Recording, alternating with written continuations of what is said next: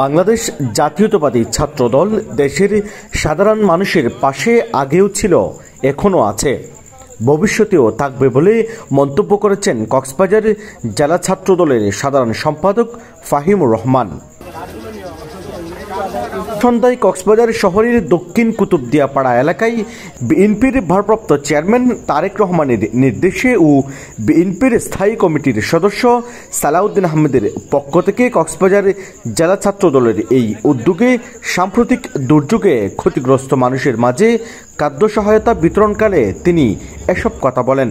অন্যতম সদস্য জননেতা সালাউদ্দিন আহমেদের সার্বিক সহযোগিতায় কক্সবাজার জেলা ছাত্রদলের উদ্যোগে আমরা বন্যার্ত বানভাসী যারা পানিবন্দী আছে তাদের 100 পরিবারের মাঝে আমরা ত্রাণ সহায়তা অব্যাহত রেখেছি। তার ধারাবাহিকতায় চাল, ডাল, আলু আমাদের ইয়েতে ছিল, চাল, ডাল, আলু এগুলো নিয়ে মোটামুটি আমরা সাধ্যমতো চেষ্টা করে যাচ্ছি যে পানিবন্দী সাধারণ নিরহ মানুষ যারা আছে তাদের পাশে ছাত্রদল যাতে সাধারণ মানুষের জনগণের পাশে ছিলাম, এখনও আছি, ভবিষ্যতেও আমরা ছাত্রদল জনগণের পাশে থাকব।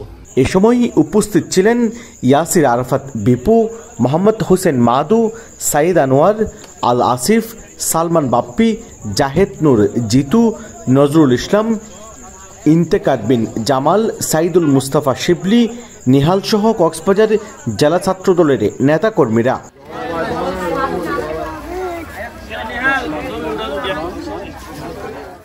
News desk, TTN, Cox's Bazar.